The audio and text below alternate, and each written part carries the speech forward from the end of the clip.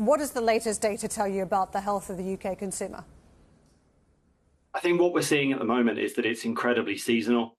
As we saw throughout the year when we had sporting events like the Olympics, and when we did have those brief flashes of summer here in the UK, that the consumers were willing to spend.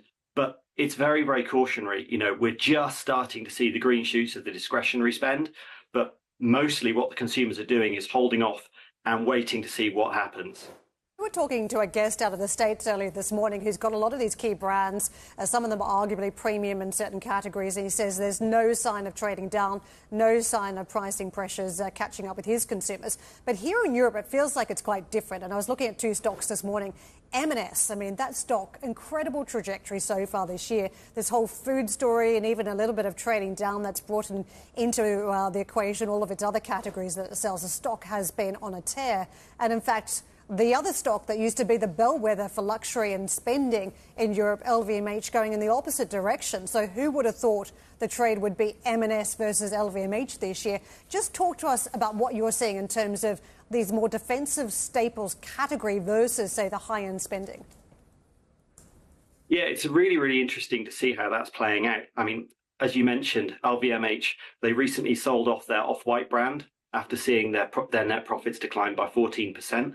But on the other hand, we're seeing M&S really going from strength to strength. And they've implemented a strategy, first price, right price. And what we're seeing there is that consumers are really getting around that.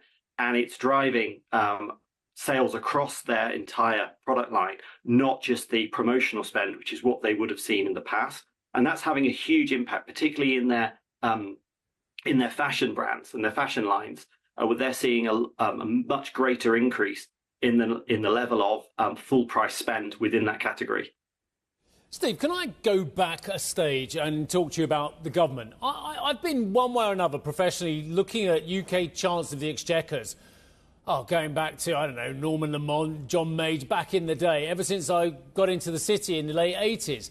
I have never known a government, and I'm not saying good or bad policy, I've never known a government box themselves into a corner like this one about the importance of a budget and what it means to consumer spending going forward. Am I wrong in thinking that the consumers got the message, things are going to be tough, and as such, they're holding off on some of their spending? It certainly seems that way, doesn't it? When you look at the way that the consumer is spending right now, they're moving away from the big purchases. We're seeing a decline in white goods spend. We're seeing a decline in those kind of big ticket items. And it ties in with what you were saying about the house builders as well, and that they're suffering. It feels like the consumers are just holding on to their money. We know that they're putting more and more money into savings, trying to build a little nest egg to give them some comfort because of these uncertain times. But they still want to treat themselves. And we're seeing this trend of little sweet treats, just a new pair of shoes or perhaps a new jacket or something like that, just to treat themselves, to give them that little boost. But they're staying away from those big spends.